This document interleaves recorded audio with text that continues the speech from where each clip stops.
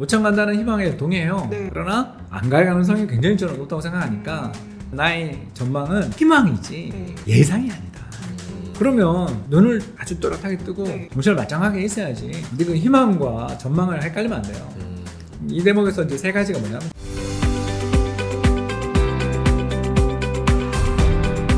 네, 안녕하세요. 반갑습니다. 벌써 7월 2025년에 하반기가 시작이 됐는데요. 하반기에 우리나라 코스피 지수 크게 오를 수 있을지 이 부분에 대해서 오늘 홍순우 박사님 모시고 이야기 나눠보겠습니다. 아, 제대로 오셨습니다. 네, 너무 뵙고 싶었어요. 저희 한 2년 반 정도 만에 그렇죠. 뵀는데 예, 상당히 오래됐습니다. 스튜디오 개국하고 여기 처음 모셨습니다. 여긴 처음입니다. 제가 인스타로 계속 꾸준히 소식을 들었거든요. 책 쓰시고 네. 강의하시고 투자 자문하시고 유튜브 하시고 그래서 아까 지금 촬영 전에 무슨 얘기했냐면 몸이 어떻게 견뎌내는지 그냥 몸만 가른 게 아니라 또 성과도 또 잘 내셔가지고 또 많이 유명해졌잖아요. 지금 프리즘 투자 자문. 예, 아. 좀 죽다 살았습니다. 2023년에 처음 네. 출발을 했는데 그때 2차 전지 광풍일 때 아. 장은 좋았는데 네. 2차 전지 광풍일 때 시작을 해가지고 어떤 날 고객님이 이제 그만두면서 이제 저희한테서 인출을 하시면서 저희는 앱 기반이니까 그 앱에서 이제 인출을 하시면 왜 빼냐 이렇게 사유를 네. 적잖아요. 네. 그랬더니 이게 에코프로 갔다 오겠습니다. 아, 다시 못 오셨다는 그 정도의 어떤 열풍이 불 때 시작을 하니까 6개월 지났는데 겨우 AUM 그러니까 운용자산 잔고가 한 100억밖에 안 되고요. 근데 저희는 수수료가 되게 싼 회사니까 그 100억 수수료가 5천만 원밖에 안 되거든요. 그러니까 0.5%니까 굉장히 낮은 수수료를 받고 있는데 사무실 임대료도 안 나오는 환경에서 그해 연말 제가 이제 회사를 인수했거든요. 그 전에 월급 사장으로 살다가 두고 보자 이러고 이제 인수를 해서 그때부터 이제 악착같이 열심히 운영을 하다 보니까 이렇게 왔습니다. 네, 그럼 이제 본격적으로 예. 모시고 이야기를 나눠보도록 할 텐데 이제 하반기잖아요. 6월까지 코스피 지수가 굉장히 많이 상승을 했었는데 지금 7월 들어서는 약간 외국인의 수급이 갈피를 못 잡는 것 같다라는 생각이 들거든요. 어떻게 보고 계신가요? 네, 일단 뭐 그동안 우리나라 주식시장이 올라야 될 때 못 올랐던 거라고 설명을 좀 저는 하는 쪽이고요. 왜냐하면 우리나라는 결국 수출의 함수지 뭐 딴 거는 저는 부차적이다. 그러니까 이제 그냥 붐업 하는 그런 분위기는 여러 가지 이슈나 테마로 얼마든지 할 수 있지만 결국 주가의 레벨을 결정짓는 거는 저는 수출이라고 보는데 수출이 2021년 최고치보다 조금 적긴 하지만 거의 역사상 최고치 근처에 와 있거든요. 근데 그럴 정도로 수출이 잘 되고 있는 중이니까 충분히 3,000원 넘을 수 있다. 근데 이제 문제가 3,300 넘어서 쭉쭉 뻗어 나가려면 2021년에 기록했던 역사상 최대 수출을 올해 이제 넘을 수 있냐라고 보면 아직은 좀 힘들어 보이거든요. 예. 결국 이제 시장이 너무너무 저평가된 그러니까 말도 안 되는 가격에 있었던 거를 이제 좀 넘어서서 이제 회복되는 정도로는 충분히 시장은 가능하지만 그걸 이제 또 뻗어나가려면 뭔가 새로운 어떤 상승의 모멘텀이 되는 펀더멘탈의 변화가 좀 있어야 되는 거 아니냐 약간 이제 저는 삐딱하죠. 예, 일단 저희 그 프리즘 가입하신 고객님들은 다 알고 계십니다. 네. 저희는 6월 말에 이미 리밸런싱 그러니까 국내 주식 매도를 했고요. 벌써요? 예, 벌써 했습니다. 2주 전에 했고요. 그러니까 거짓말을 못해요 저희는. 근데 보통 지금은 개인들은 3,000 넘으니까 이제 달린다 생각하면서 예, 들어오는 구간이잖아요. 예, 불타기 전략이 예. 아주 좋은 예. 전략입니다. 근데 이제 예. 저희는 리밸런싱 전략을 반대편에 있는 하우스고요. 그러니까 이제 불타기를 하면 좋은 점은 수익이 극대화되는 시점에 아주 큰 상승을 누릴 수 있다. 나쁜 점은 뭐냐면 이제 불타다가 우리가 크게 불 잃을 수 너무 있다? 근처에 가면 이제 타 죽을 수 있다. 예. 요 두 가지인데 저희는 운용사니까 불가근 불가원 금성처럼 태양 근처에 갔다가 타 죽을 수 있으니까 저희는 지구랑 화성 궤도를 좋아한다. 약간 좀 차가운 듯 뜨뜻미지근한 듯 그런 데서 왔다 갔다 하는 걸 좋아하는 하우스입니다. 오래가는 놈이 강한 놈이다. 그러니까 덜 깨먹는 게 예. 살아남아야 된다. 그렇죠. 왜냐하면 일단 제가 국민연금 다녀봐서 알지만 우리나라 고객님들이 손실에 대해서 이게 참지가 예민하시죠? 내가 당신들한테 수수료 들어가는데 내가 뭐 한 게 얼만데 음. 이걸 못 본다고? 당장 해지. 이걸 우리가 굉장히 많이 보잖아요. 실제로 뭐 그동안 수많은 펀드들의 역사를 보면 너무너무 강하게 타오르던 펀드들이 그 뒤가 별로 좋지 않았던 거가 있으니까 저희는 일단 좀 처음에 초장에 고생을 좀 하더라도 불타기 하지 말고 반대로 가자. 그러니까 남들이 불타기 할 때 좀 팔자. 이런 하우스죠. 좀 마라톤이네요. 스퍼트 낼 때 너무 과하게 따라가지 말고 내 페이스대로 쭉쭉 가야 된다. 그렇죠. 그리고 네, 앞에 사람이 그렇죠. 바람 막아줄 때 이제 뒤에서 약간 눈치 보다가 이제 마지막에 추월을 한번 해보자. 뭐 이런 네. 하우스입니다. 그러면은 그렇게 이제 했을 때 지금 좀 향후 지금 국내 정치 비율을 좀 어떻게 보시는 거예요? 좀 다운 사이클로 간다고 아, 그게 뭐 다운까지는 아닌데 저희는 일단 올해 시장에 대해서는 좀 힘든 시장이라고 계속 보는 입장인 게 트럼프 때문에. 관세 때문에. 네, 관세도 관세지만 저 사람이 하고 있는 정책이 일단 자살적인 정책이다. 그러니까 자기 나라를 망치려는 의도를 가지지 않고서야 저런 짓을 할 수 없는데 하고 있죠. 예. 뭐 당장 대표적으로 트럼프랑 저 앨런 머스크랑 갈라선 거 봐요. 둘이 막 브로맨스 찍고 막 서로 애들 대부해줄 것처럼 그러다가 갑자기 저놈은 앱스타인 보고서에 있어. 일단 와, 그게 정말 우리나라로 이야기하자면 제 아빠 친일파야랑 거의 비슷한 거의 태깅을 한 거거든요. 예. 아, 그거 정말 죽자, 너 나랑 죽자 하고 싸우자를 했거든요. 그러니까 그만큼 사이가 나빠진 이유가 뭐냐면 결국은 그 세금 문제잖아요. 근데 지금 이번에 통과시킨 트럼프의 재정 정책대로라면 아마 10년 안에 미국은 이제 국가 부채가 국가 부도로 갈 수도 있는 굉장히 심각한 정책을 지금 쓰고 있는 거라서 저 정책대로라면 이제 금리가 떨어지기가 어렵거든요. 왜냐하면 발행 물량이 너무 많아요. 그리고 또 달러를 게다가 약세로 몰고 가려고 그러니까 누가 사주냐. 그러니까 이거에 문제에 봉착할 수 있는 경제 정책을 펼치고 있는데 일단 저게 시행이 아직 안 됐고 뭐가 사인을 아직 안 했고 상호 관세를 뭐 아직 불하고 8월로 또 연기했잖아요. 예. 그러니까 이게 타코를 하고 계시니까 맨날 이제 치킨 어웨이를 하고 계시니까 뭐 무시하면 지금 설마 하겠어 저기 머리가 우동사리가 들어있지 않는다면 저런 짓은 안 할 거야. 이렇게 우린 좀 믿고는 있지만 뒷꼭대기가 뜨끔뜨끔한. 그래서 올해는 재미없는 장이다. 그냥 작년이 저희들 자산 배분 투자자들 입장에서 거의 최고의 한 해였거든요. 작년 국민연금 수익률이 15.3% 난 것처럼 와. 저희는 그보다 훨 잘 났거든요. 그러니까 그 정도의 성과를 나는 해였다면 올해는 시장 폭락하거나 폭등할 때 적절하게 잘 좀 사고 팔아야 되는 해지 장타가 나온다고 말하기는 아직 자신 없다. 이렇게 보는 쪽입니다. 그럼 미국이랑 한국이랑 두 시장 둘 다 마찬가지. 예, 둘 다 영 재미없는. 왜냐면 미국은 버블 리스크가 너무 크고 네. 일단 PER이 23배, 예. 24배인데 지난 미국의 그 역사 150년 데이터가 있거든요. 1871년부터 PER 데이터가 있는데 23배, 24배 넘고 그 10년 실질 수익률이 플러스가 없어요. 그러니까 연평균 수익률. 한 해는 잠깐 오를 수 있지만 예. 10년 평균 수익률, 기대 수익률이 마이너스예요. 인플레를 못 이긴다. 그러니까 그런 시기가 온다라는 거죠. 그게 60년대 후반, 예. 그리고 90년대 후반 이렇게 두 차례 때 그 뒤 이제 잃어버린 10년을 미증시가 했거든요. 그런데 지금 그걸 이제 넘어설랑 말랑 하면서 이제 지금 왔다 갔다 하고 있고 한국은 아까 잠깐 말씀드린 것처럼 수출을 먹고 사는 나라인데 수출이 지금 글로벌 무역 환경이 어려운 과정에서 한국이 잘하고는 있지만 아직 일단 2021년 수출 최고액을 넘지는 못하잖아요. 그러면 가더라도 뭔가 이게 이제 내구성에 차는 좋은데 고장이 잘 나. 뭐 이게 한국의 특징 아닙니까? 예. 달릴 때 잘 가지만 펑크 엄청 잘 나고 그만큼 뭐랄까 겉은 멀쩡한데 속이 약간 내구성이 좀 약한 시장이다 보니까 추세 상승 이게 3년 연속 주가가 오른 게 2000년대 중반 이후 아직 없죠.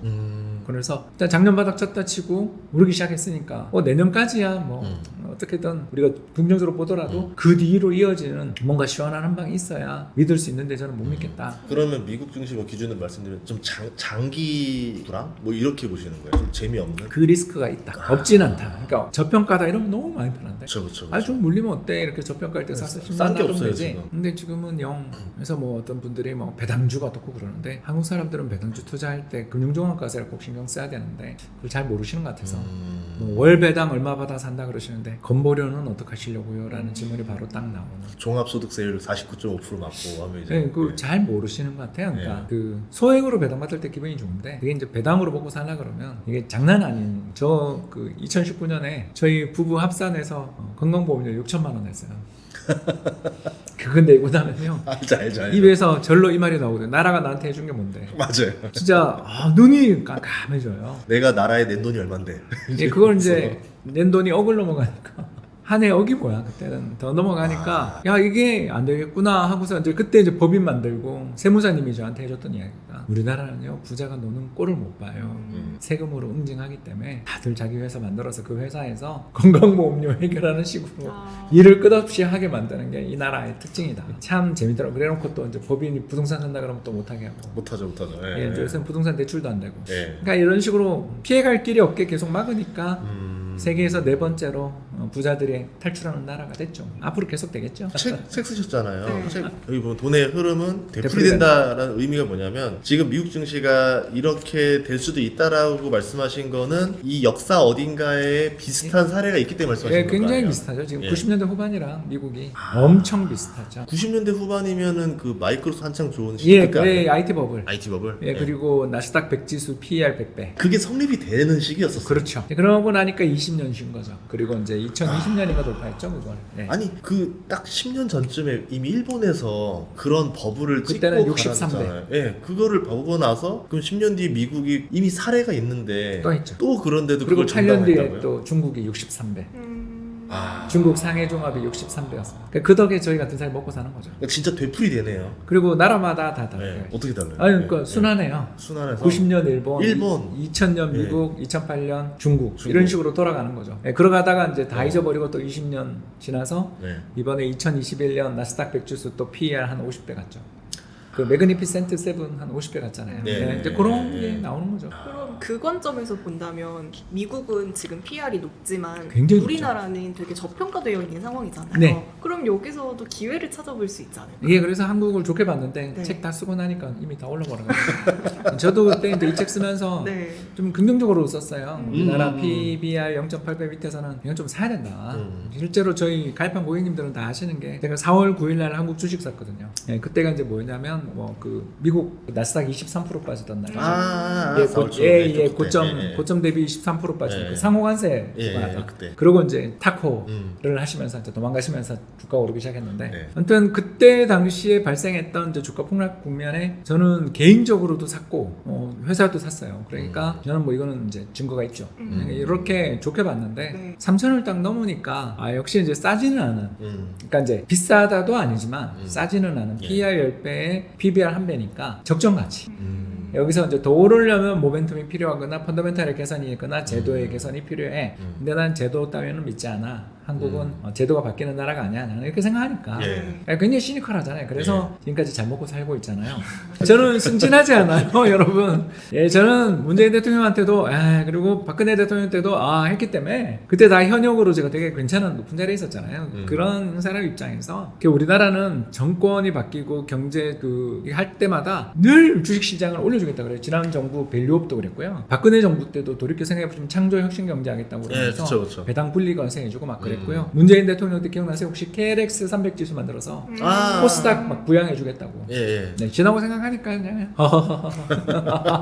그런데 2000 돌파를 여러 번 본 것 같아요. 코스피 네, 2000 뭐 돌파. 예. 우리는 이제 그런 나라니까. 그러면 이제는 투자를 할 때 어떤 시장의 관점에서 보기보다는 그냥 잘 가는 산업을 위주로 우리가 좀 생각을 저는 해야 그렇게 되는 보는 거예요. 쪽이죠. 저는. 예, 저는 그래서 사람들이 한 몇 년째 저한테 물어요. 홍 박사 뭐 사야 돼? 네. 조선주요. 아. 지금 많이 빠졌는데 조선주요. 많이 올랐는데 조선주요. 왜? 우리나라가 지난 5년간을 이렇게 놓고 보면 펀더멘털이 꾸준하게 개선되는 사람은 하나밖에 없어요. 조선 말고는 없어요. 예, 조선 말고는 미래 예측이 지금 가능한 산업이 없어요. 제가 은행 한번 해볼까요? 예. 제가 은행 출신이잖아요. KB은행 예. 출신인데 제가 이제 KB은행 넣으면서 그걸 KB은행 주식을 6만 원에 팔았어요. 잘 팔았죠. 그게 예. 20년 최고가였으니까 이제 15년 최고가였는데 얼마 전에 8만 원 넣었다고 막 예. 알림이 오더라고요. 그걸 보면서 이제 그때 못 팔았던 주주들 그리고 저를 포함해서 어떤 매매를 했어야 되나 이렇게 생각해 보니까 그때 왜 그 6만 원 찍었던 KB 금융지주 주가가 그 뒤로 그렇게 힘들었냐면 국민행복기금 때문이었어요. 이게 뭐냐면 MB 정부가 갑자기 자영업자들부터 시작해서 우리나라의 저신용자들이 너무 힘드니까 야 너네 은행들 돈 잘 벌지 돈 내놔 해가지고 40조까지 아마 불어났을 거예요. 그 돈을 전부 대출해줬는데 그게 다 서울역 노숙자 드라이빙 라이센스 이런 거를 가져간 뒤에 계신 분들이 다 가져갔어요. 그리고 손실률이 거의 90% 났어요. 그러니까 다 0이 됐어요. 네. 그런 걸 한번 봤거든요. 이게 누구냐면 우파라고 이야기하는 MB 각하 때 벌어진 일이었어요. 이제 그 뒤 우리는 알거든요. 우리나라는 이게 시장주의적 우파가 있는 나라가 아니라 관치적 우파, 관치적 좌파가 있는 나라지. 이게 시장주의와 시장의 순기능에 나라를 맡겨두는 정부는 역대 한 한 번도 없다. 그걸 좀 기억을 하면 투자가 되게 쉬워지거든요. 경제보다 정치가 위에 있다. 그렇죠. 네. 압도적인 위에 있죠. 네. 그러니 저는 지금 최근에 이번에 대출 규제 나오는 거 보면서 딱 그 생각이 드는 거예요. 이제 다음 소선은 뭘까? 기업들의 대출은 줄이면서 어려운 자영업자들, 어려운 사람들은 도와야 되지 않겠어? 너네 돈 많이 벌었잖아? 를 하지 않을까? 저는 이런 쪽에 아주 시니컬한 생각들을 가지고 있으니까 아까 이야기한 것처럼 국내에 있는 내수주는 못 사요. 내수주를 산다? 아, 용기가 대단하시네요 라는 입장인 거죠. 그러면 살 수 있는 건 수출주인데 예. 그럼 수출주 같은 경우는 반도체는 사이클이 보통 18개월에서 24개월 정도로 죽었다 살았다는 사이클이잖아요. 그걸 어떻게 개인이 어떻게 해요 그걸. 자동차? 미국에서 관세 한번 부과하면 땡인데? 뭐 이런 식으로 철강 마찬가지죠.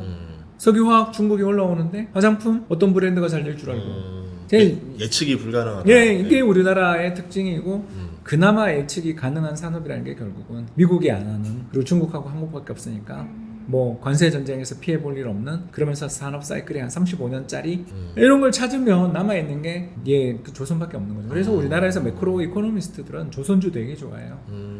그래서 저는 2015년 국민연금 있을 때 네. 대우조선해양이 분식하는 것도 눈앞에서 다 보고 그거 피해갔기 때문에 그랬던 사람으로서 그 조선업이라는 게 어떤 건지를 뼈저리게 느껴봤기 때문에 조금 안다. 그래서 조정받으면 조선은 좋다. 이게 5년 했는데 아무도 주변에 말을 안 들어서 일단 저한테 와서 고맙다는 사람은 없더라고요. 그러니까 저희 채널도 예전에 조선주 얘기 엄청 했어요. 3년 전부터. 근데 사람들 보면 잘 기억 못 하더라고요. 또 이제 오르고 나면 다 내 탓. 네. 잃으면 너 탓. 그리고 또 하나 더 있죠. 예. 증자폭탄. 조선업이 또 그 세 회사가 아주 유명하신 회사들이거든요. 예. 그냥 대놓고 할게요. 노토리어스 하거든요. 이 업계에 투자를 오래 하신 분들 입장에서는 이 갈리는 경험을 되게 많이 하게 만들었던 그 세 회사가 예. 탑3잖아요. 그쵸. 그래서 저는 개별 종목도 투자를 못하고 그냥 ETF로 해요. 아, 기자재까지 다 포함된 걸로. 예. 그냥 예. 종목을 고를 수가 없다. 왜? 히스토리를 알면 너무 이렇게 괴롭기 때문에 절대 투자할 수 없는 거예요. 눈물 많이 흘렸죠. 예. 조선주의 눈물만 해도 진짜 배 한 척은 다 담을 수 있을 것 같아요. 예, 그 하나오션도 증자 뭐 인수하자마자 유명했죠. 그리고 유명했죠. 삼성중공업도 아이고, 그 장난 아니었고. 실권 날까봐 예. JY가 또 참여하고 예. 그러고도 한 3번 했나요 그거? 그때 너무 재무적으로 세게 때려 맞아가지고. 예, 그래서 예. 또 뭐 좀 더 이야기해보자면 우리나라는 다 그런 회사들밖에 없기 때문에 한국에서 개별주를 골라서 투자한다. 진짜 실력 있는 분들은 계세요. 제 주변에 진짜 그렇게 투자해서 투자할 때마다 돈을 버는 사람들이 있어요. 오. 진짜요. 그러니까 어마어마한 부자들이죠. 네. 그러니까 이야기하면 여러분들 다 아는 분들이어서 말을 못해요. 왜냐면 정말 얘가 실전에서 몇십 년을 보고 있는데 얘가 계속 부자가 되는 걸 저는 보니까. 근데 얘들처럼 다 후배예요. 친구 아니면 후배니까. 이 녀석들처럼 죽 작업해야 돼요. 근데 대충 공부해서 투자해서 성공한다.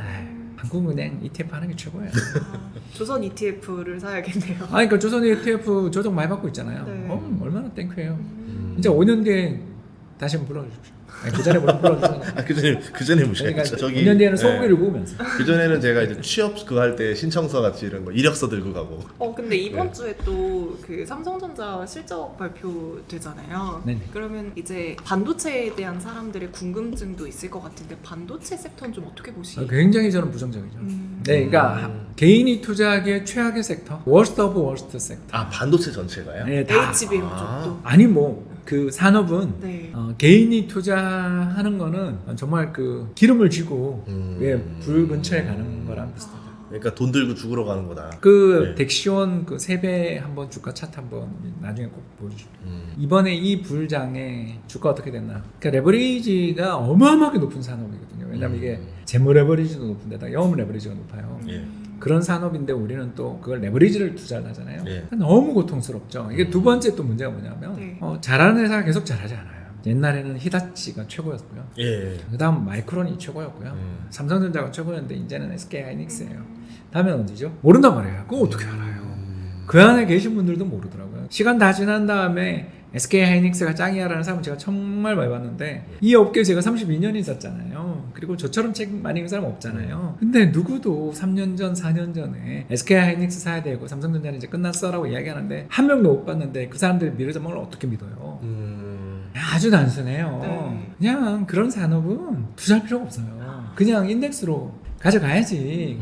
전부 다 코스피 200 그러면 40%가 반도체인데 그냥 두고 가면 되는 거지. 그 산업의 특정에서 뭔가를 이슈를 가지고 실적이 좋아지네 나빠지네 솔직히 그게 무슨 의미가 있어요. 삼성전자 홀에 혹시 한 해 R&D 규모가 얼마인지 아세요? 100조 정도 아니 28조. 28조. 네, 네. 그러면 우리 한국의 R&D 규모가 정부의 R&D 예산이 얼마인지 아세요? 모르시죠? 26조입니다. 아. 그리고 전 세계에서 한국의 연구개발 예산이 세계 2위거든요. 1위가 이스라엘이고요. GDP의 5%를 씁니다. 맞죠? 딱 지금 우리가 이야기하는 건 우리가 2,000조인데 삼성전자랑 한국 정부 합쳐서 한 60조 가까이 쓰고 나머지 모든 기업 합쳐서 40조 써서 GDP의 5%를 만들어서 세계 2등이에요. 이렇게 열심히 하는데 안 되잖아요. 제가 삼성전자가 정말 위대한 회사고요. 지금이야 욕을 먹죠. 왜? 주가 빠지고 잘 안 되면 욕 먹어요. 그렇죠. 네. 2010년대에도 내내 욕 먹었어요. 저는 그건 많이 봤고요. 국민연금 있을 때 심지어 제가 어디 세미나 가서 친구랑 이야기하는데 너네는 삼성전자랑 현대차 같은 회사를 투자하니까 영원히 안 되는 거야. 진짜 그런 소리도 들었어요. 그 뒤에 이제 2017년에 슈퍼사이클 왔죠. 네. 그러니까 그만큼 삼성전자를 투자한다 고루하다. 얘는 공부 안 한다. 바보다 취급을 받던 시절이 2015, 16년에 있었던 걸 다 잊어버리는 거예요. 지금 또 온 거예요. 그때는 이제 삼성전자 바보고 바이오 해야 된다. 그렇죠. 예. 저기 한미약품이랑 셀트리온 뭐 그리고 그런 거. 예. 저 아모레퍼시페인 예. 이 세 종목이었죠. 그래서 뭐 어딜 가도 한국에서 살 회사는 그 회사밖에 없다 라는 이야기를 들었었는데 이제 지금 주가 한번 쳐다보면 재밌죠.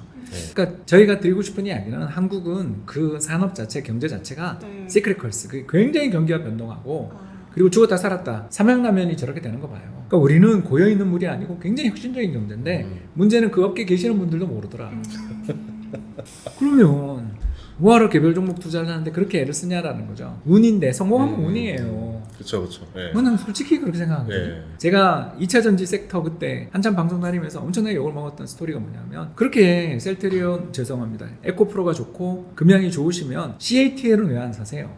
BYD는 왜 안 사세요? 했더니 이제는 3원계 배터리가 모든 걸 잡고 LFP 배터리는 다 죽었어. 투자라는 게 그렇게 올인한다고 하면 굉장히 리스크가 있지 않냐. 2차 전지 산업 자체는 다 함께 성장하는 거고 여기서 정말 우리나라 새 회사가 세계 1, 2, 3등이 된다라는 미래를 그리는 건 너무나 긍정적이고 저도 좋지만 LFP 섹터가 특히 중국이 저렇게 투자를 하는데 가격 경쟁력이 올라오는 게 보이는데 저기도 좀 했으면 좋겠는데 문제는 우리가 여기서 30배, 100배가 오르는 동안 저기는 30% 빠졌다. 같은 기간. 자 그렇다면 이게 주식 가격이라는 게 우리가 다 알지만 명확한 체온계가 아니다. 얘는 왔다 갔다 하는 애다. 그러니 이것도 좀 사두는 게 낫지 않냐. 이거 좀 많이 올랐으니까 이거 좀 팔아서 이거 사면 안 되냐. 했다가 매국노 소리 들었거든요.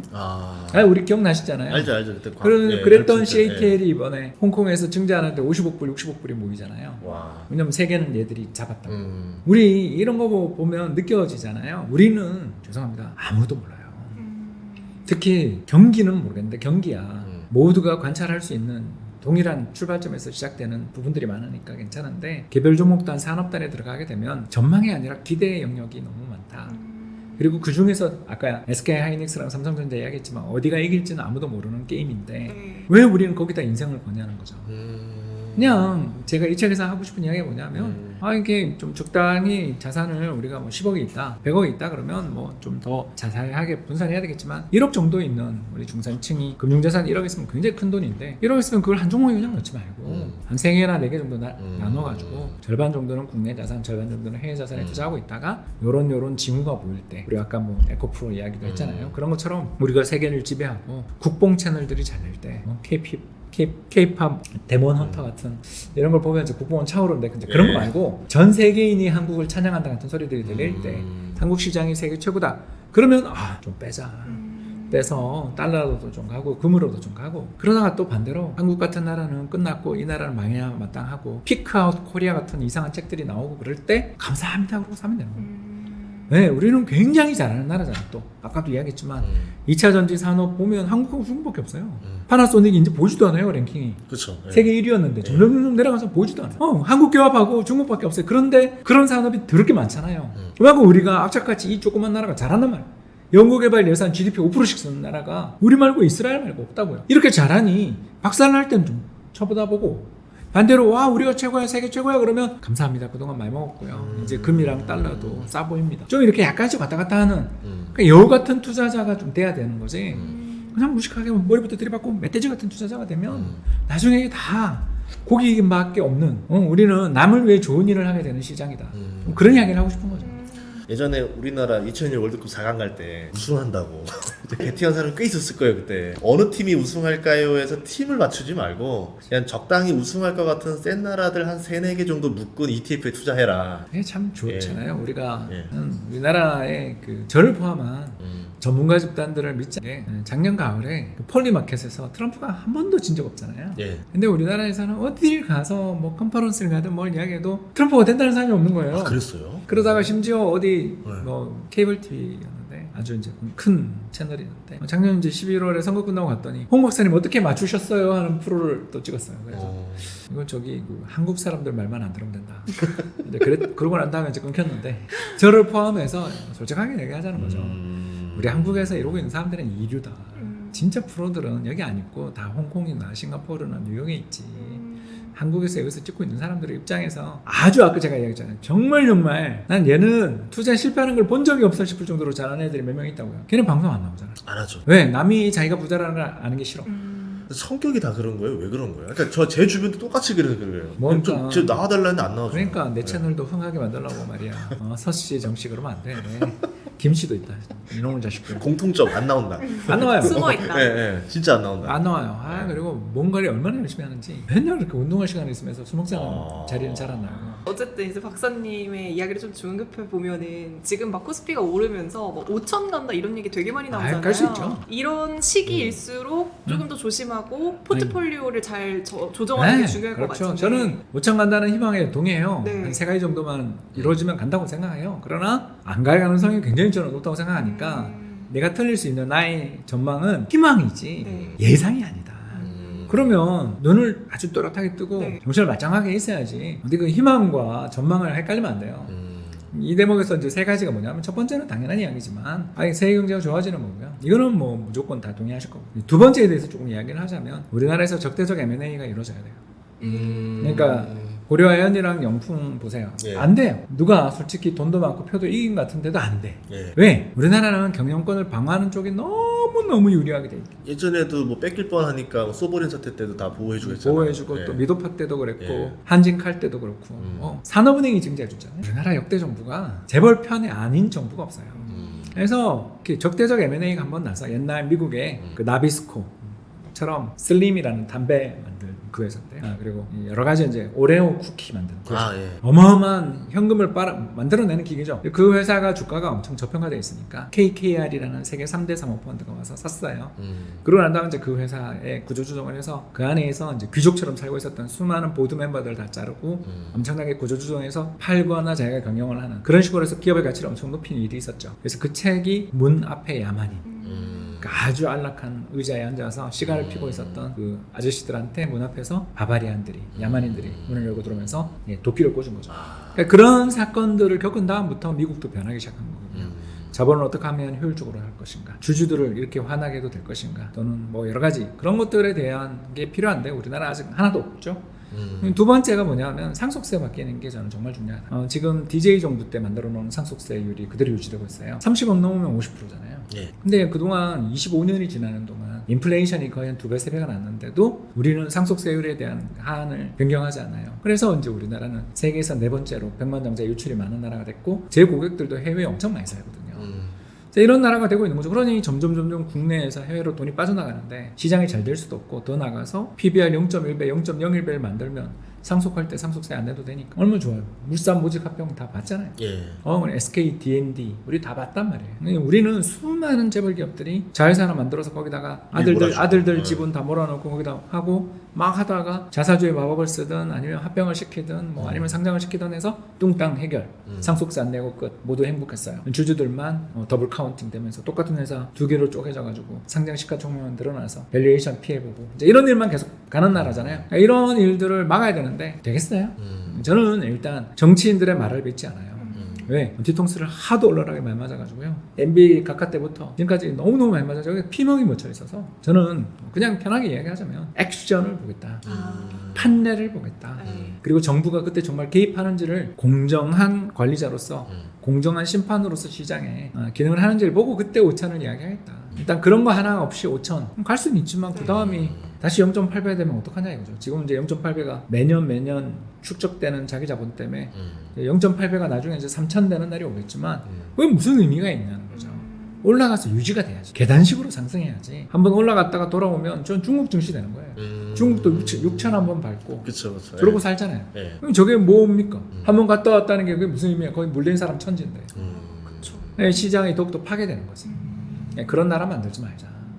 그래서 저는 소박하게 잘 되면 좋은 거고 잘 안 되더라도 전혀 타격 없는 그런 포트나 그냥 눈치 많이 보는 그런 투자 전략을 선호해요.